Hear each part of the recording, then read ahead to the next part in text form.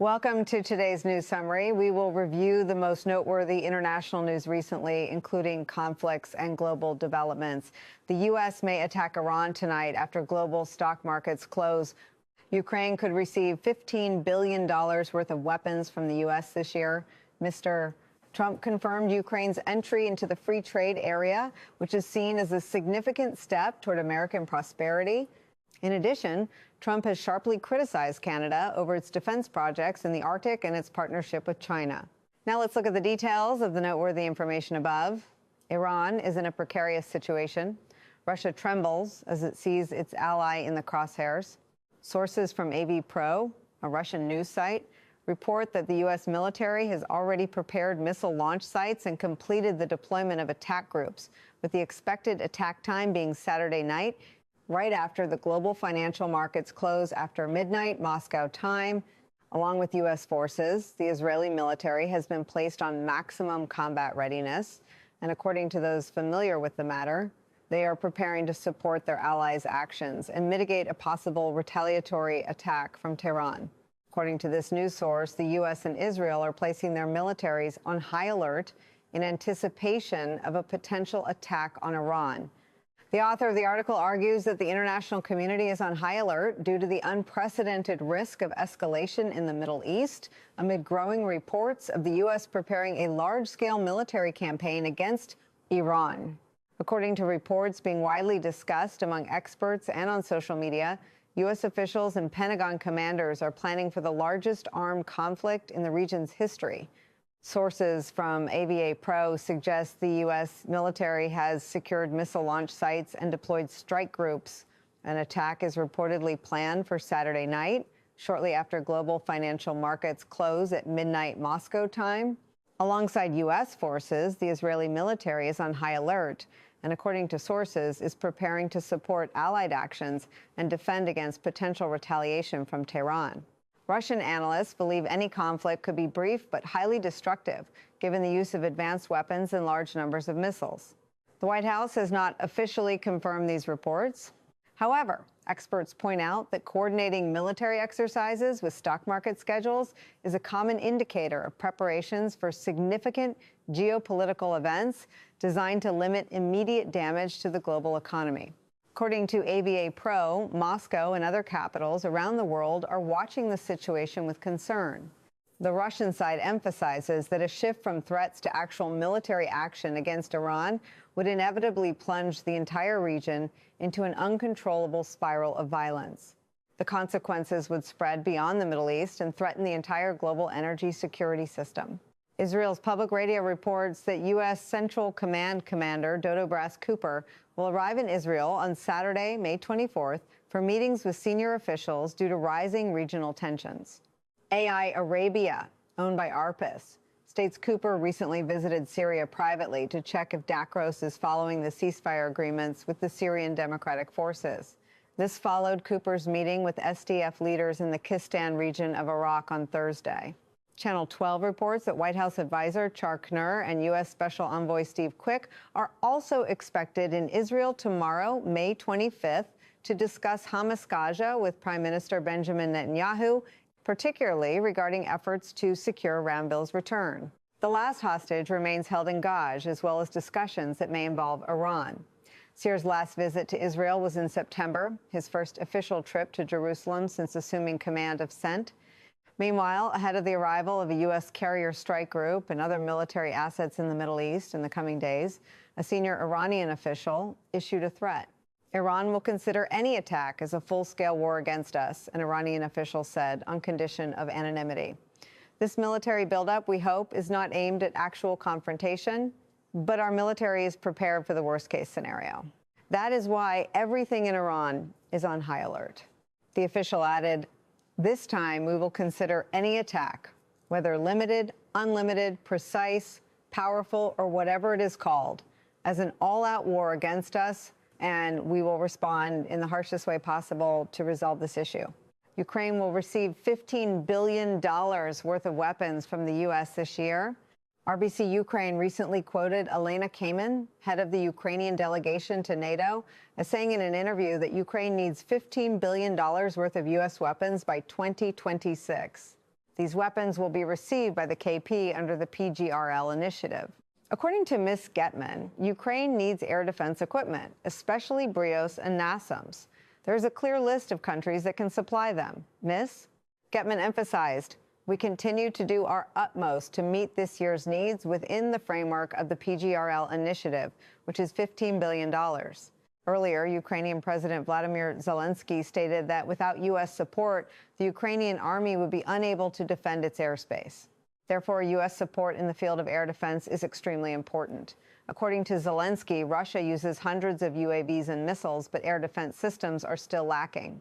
In 2025, the U.S. and NATO will launch the PGREL program, which will allow the supply of U.S. weapons to Ukraine with financial support from European countries.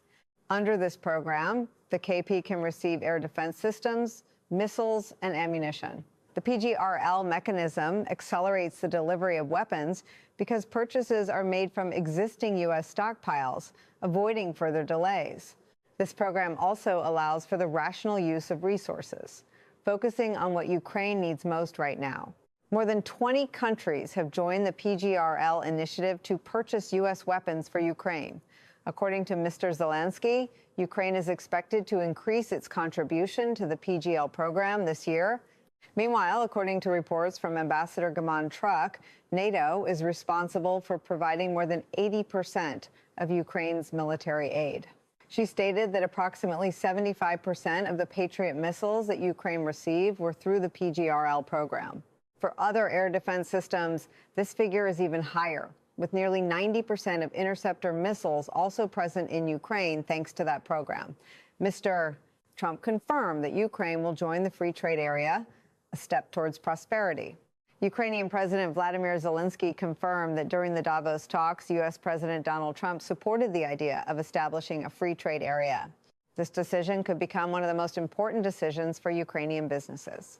RBC quoted Zelensky's statement on the 23rd of October in a conversation with journalists as follows. We discussed this issue, and Mr. Trump supported the idea. I think this will be a positive decision for our business. We will look at the details later. But we are very grateful for this offer. Mr. Trump once again affirmed that Ukraine would join the FTA. A free trade area is a form of deep economic integration that includes the complete or partial elimination of tariffs, taxes, and quantitative restrictions between participating countries. Within the framework of that agreement, countries agreed on the free flow of goods and services, allowing businesses to operate without unnecessary financial barriers. In practice, the application of an FTA means reduced export and import costs for businesses, elimination of administrative barriers at borders such as quotas and licenses, and creation of a level playing field in the markets of all signatory countries. Meanwhile, U.S. President's envoy Steve Arceo also stated in Davos that after the war, Ukraine could enjoy a special tax exemption regime from the United States. This would be a significant impetus to attract large-scale investment. According to WC, President Trump views the establishment of a tax-free zone as a strategic move that could completely change the rules of the game and boost the strong return of industries. Furthermore, in a free trade agreement, FTA, each country retains the right to determine its own trade rules with third countries. In addition, Zelensky stated that the issue of ensuring Ukraine's security was also discussed during his meeting with President Trump. In fact, everything is ready. Mr. Trump is currently awaiting the date and location for signing the agreement on these guarantees. He stated, right now, I am waiting for the date and location from Mr. Trump. We are ready to sign such an important and historic document. Mr. Zelensky emphasized the importance of the United States in NATO. NATO would be unable to protect its member states if the United States withdrew from the North Atlantic Alliance. Ukrainian President Vladimir Zelensky made this statement at a youth talent forum in the KP, according to the Ukrainian interface. Zelensky said that Europe within NATO is currently in a situation where it either attracts the U.S. or it doesn't. He remarked that without the U.S., we shouldn't jump to conclusions, but without the U.S., it wouldn't be NATO. An alliance without the U.S. poses no threat to Russia. It's not that they want to threaten, but in my opinion, it's not even a form of defense for the member states. The president also emphasized the fact that the Ukrainian army is currently the strongest force in Europe.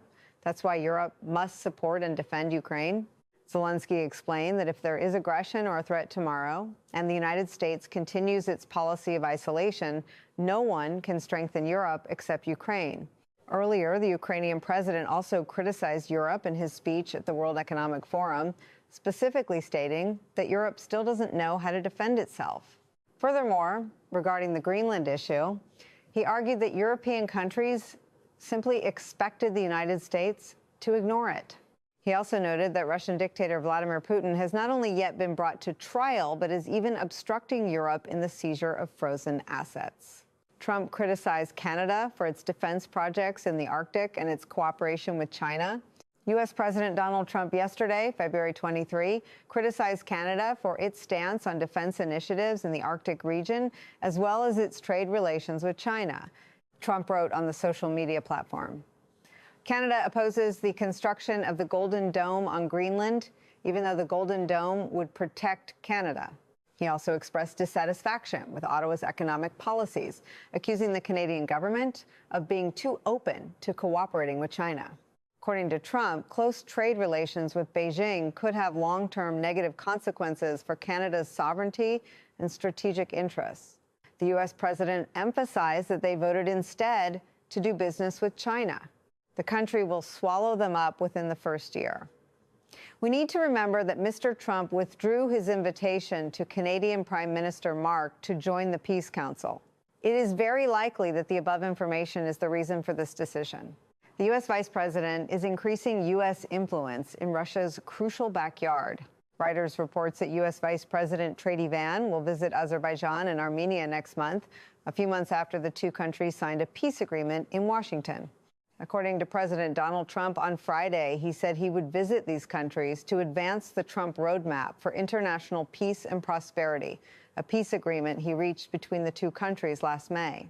The U.S. president wrote on the social media platform TR, "We will strengthen our strategic partnership with Azerbaijan, a great peaceful nuclear cooperation agreement with Armenia." The agreements include deals for our reputable semiconductor manufacturers and the sale of U.S.-made defense equipment, such as bulletproof vests and boats, and more, to Azerbaijan. The August agreement comes after nearly 4 decades of war between Armenia and Azerbaijan over the Nagorno-Karabakh mountain region. Under the agreement, the countries renounced all claims to each other's territory and were required not to use force against each other, as well as to respect international law. On Friday, Mr. Trump thanked the leaders of both countries for adhering to the agreement, saying that there is now prosperity and peace. Earlier this week, Armenia announced it would integrate its energy system with Azerbaijan to facilitate the import and export of electricity as part of a U.S.-backed project. North Korea is renewing its brainwashing methods, replacing the socialist fatherland with Kim Jong-un. For decades, North Korean school classrooms displayed slogans emphasizing the socialist fatherland and the ideology of Kim Jong-un. However, these slogans have now been quietly replaced with direct names of the supreme leader, Kim Jong-un, reflecting the increasingly clear formation of a new cult of personality around the current leader. According to Derry Andre, the old slogan, "Ready for the Socialist Fatherland," was changed in 2015 to "Ready for the Beloved General Kim Jong-un." Then, in 2018, it was changed again to "Ready for the Beloved Father, Marshal Kim Jong-un." Notably, in the youth team's nationwide events, the old slogan was retained, creating a parallel reality. Outwardly, things remained unchanged, but the message in the classroom was different. These changes were not simply adjustments to slogans, but a deliberate political move. Since coming to power, Kim Jong-un has prioritized the education of future generations, as evidenced by the significant increase in national youth congresses. The goal was to transform youth organizations, representing the next generation, into a solid support base for the regime. The social landscape in North Korea has also changed. Following the economic hardship of the 1990s, collectivist thinking weakened while individualism increased, causing traditional slogans to lose their appeal. Faced with the risk of an ideological gap among young people, the state chose the classroom as a place to bridge this gap. The bulletin board at the back of the classroom, something students see every day, has become a tool for spreading and instilling new political norms. The current generation of students is familiar with the market economy and foreign media content, has a vague attitude towards socialism, and lacks the collective memory of the 1990s famine. What worries the regime most is the possibility that this generation will lose its emotional connection to the state. Therefore, replacing the socialist fatherland with Marshal Kim Jong-un right in the classroom is a strategic innovation that directly links loyalty to the leader to the youngest citizens in an idol culture model. China faces increasing security risks from Afghanistan and Tajikistan. The deadly bombing at a Chinese restaurant in Karbin earlier this week highlighted the serious security threat China faces not only in Afghanistan, but throughout Central Asia. At the same time, Tajikistan, Central Asia's poorest country, with its weak military capabilities and long border with Afghanistan, is considered the most vulnerable point. Since the Taliban returned to power in 2021, cross-border clashes and violence between Afghanistan and Tajikistan have become frequent, involving numerous armed groups. Last November, at least 5 Chinese citizens were killed in 2 attacks targeting Chinese businesses in the border region. The motives for the attacks remain unclear, but they are expected to negatively impact Chinese investment, given the limited security control capabilities of both the Taliban and Tajikistan. Beijing's biggest concern is the risk of terrorist organizations, particularly the ISG, exploiting the instability to infiltrate Xinjiang or threaten projects under the Belt and Road Initiative. While the China-Afghanistan border is short and difficult to access, the long border between Xinjiang and Tajikistan is more vulnerable. China currently maintains close ties with Tajikistan, investing heavily in infrastructure and energy, and strengthening bilateral security cooperation and cooperation within the framework of the Shanghai Cooperation Organization. Despite the risk of escalating conflict in Tajikistan, experts believe the threat to Chinese citizens and property will persist, and Beijing is likely to continue its involvement with the Taliban, but will tighten control over investment activities in the region. Ladies and gentlemen, this evening's military news update concludes here. Thank you for your continued support, trust, and for choosing Open Military for your daily news updates. Goodbye, and see you in the next program.